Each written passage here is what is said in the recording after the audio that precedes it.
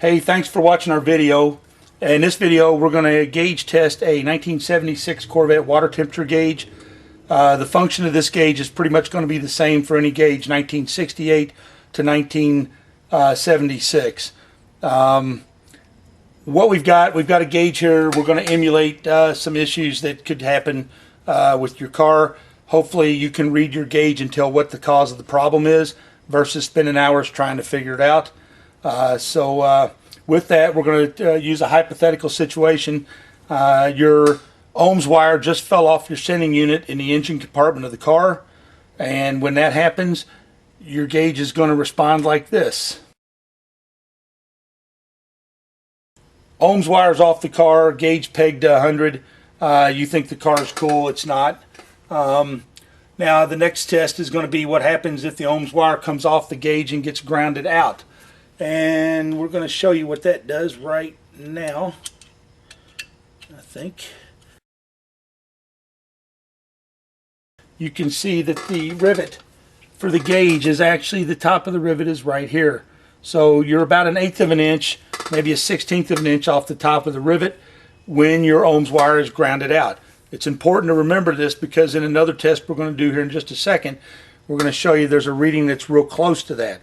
So Ohms wire grounded out, pegs to just above the rivet. Ohms wire off the unit itself, and this is at the engine. You're going right at right below 100 in temperature. Now the next test we're going to pull is the ground. If the ground's missing from the gauge, and what happens if you don't have a gauge on the temperature gauge?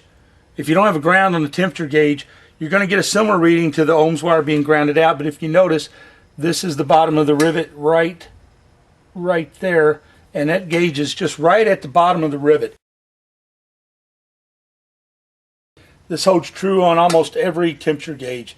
If you've got one that's pegged down below the rivet or right to the bottom of it, that means your ground is missing from the gauge.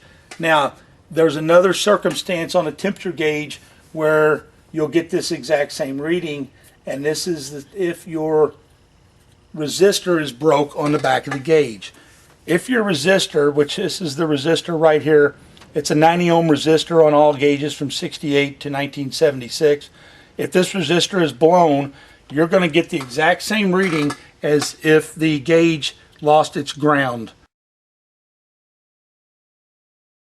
because it actually does lose its ground when the resistor blows, unlike a fuel gauge, which utilizes the resistor in a different manner. Okay, now, when this is present on the face of the gauge,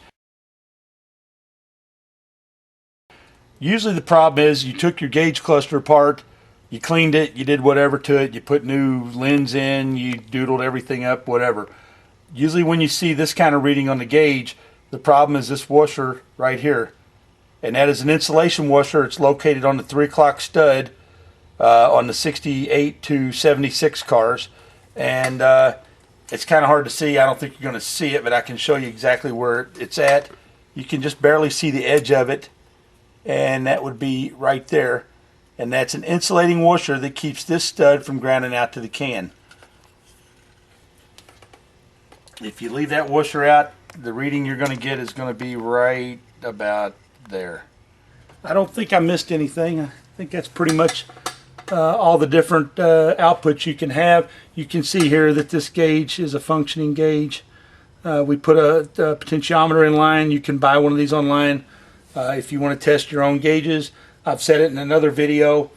You can ohms test a flasher and you'll probably get about 55 ohms.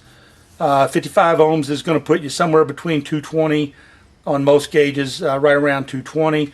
If you use a flasher for a fuel gauge, that's going to put you a little bit past a half a tank. Oil pressure gauge going to put you a little bit past the halfway point.